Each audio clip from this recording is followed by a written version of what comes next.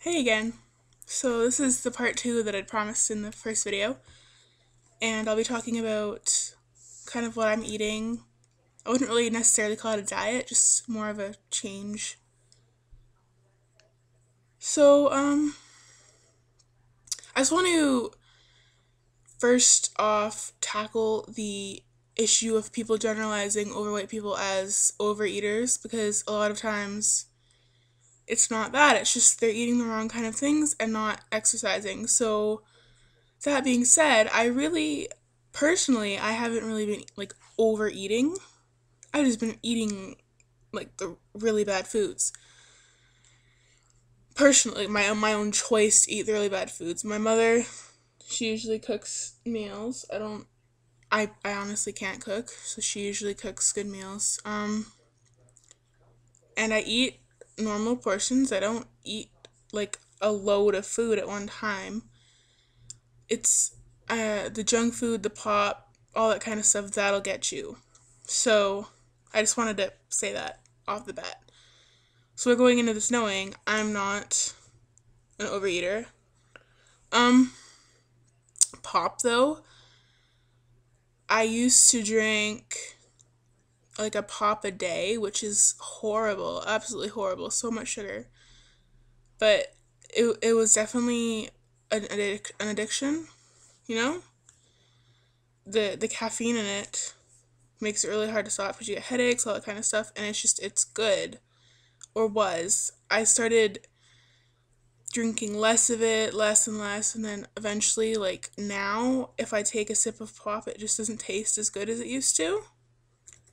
I don't know whether it's like my body changing, becoming more accustomed to water, but yeah, I don't really need pop anymore. It's still okay, but I haven't actually had pop in like a month since I started this. I haven't really had any pop. So yeah, but that's one thing that I've definitely attempted to cut out altogether because it's one start, right? Um, so what I've replaced then is water. Like I've replaced pop with water. And I've also started drinking more milk. Not that much milk either, mostly water. And a lot of people say they don't like water, but there's just so many things out there now. Like, what's your excuse, guys? There's Crystal Light, which my mother loves, and there's just a lot of different kind of powders that are low calorie, not bad for you. You can put them in your drink and you're good to go. So if you don't like water, try and find some way that'll help you like it because it's really good for you. And yeah, and so I couldn't really tell you exactly how many cups a day I've been drinking. I've approximated it to be 6 to 9 cups, like the actual measurement cups, not actual glasses. So 6 to 9, maybe sometimes more of the water. I usually drink out of this, like 3 or 4 full of these a day. And this actually is a slushy cup. So imagine that I used to drink like one of those a day or a couple a week, and now I'm just using it for water. So, water, your body will start to crave water over anything once you start drinking it. So, it's a really, really, really good thing to change into your diet. Um, Also, I've changed snacks a lot. I've made sure that our fridge is stocked up with fruits and vegetables, and that the pantry is not stocked with chips or chocolate or any of that kind of stuff, but nuts and granola bars.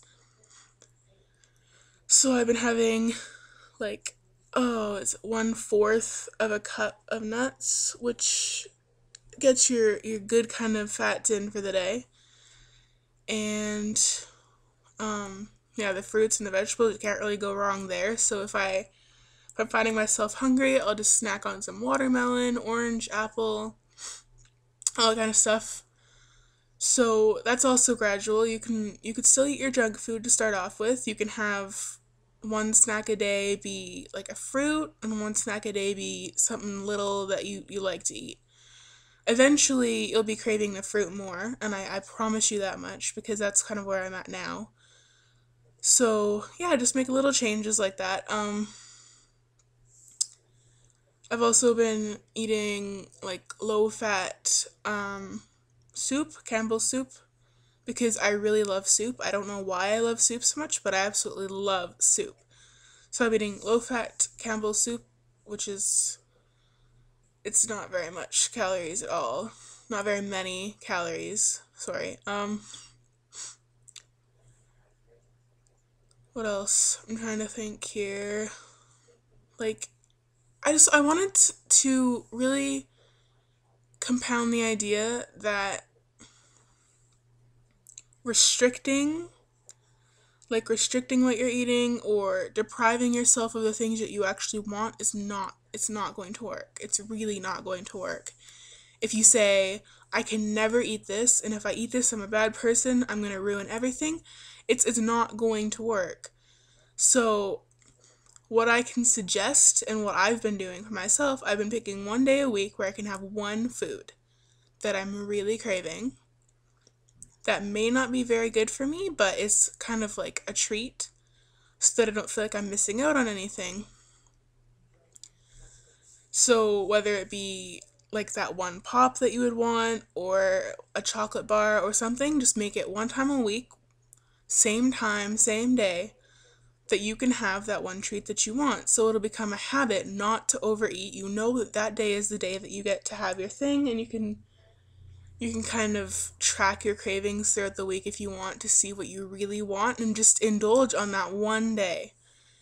And I mean, it's an indulgence, but don't overdo it. Like, don't have a giant buffet. I mean, it's still moderation. So don't deprive yourself. Eat what you like, and if you still want to eat the things that aren't as good for you, just eat less of it.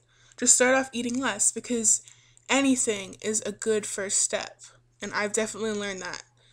Anything at all, any tiny little change it'll just start the ball rolling. And I've I've heard that on other videos, and it's so true. Just make a really tiny little change that you can live with and just start it going, because the smaller changes are the ones that are going to lead to concrete habits. So anything that you can think of that you won't miss terribly to start off with, go for it. I don't really know what else I can say about diet besides just take it slow.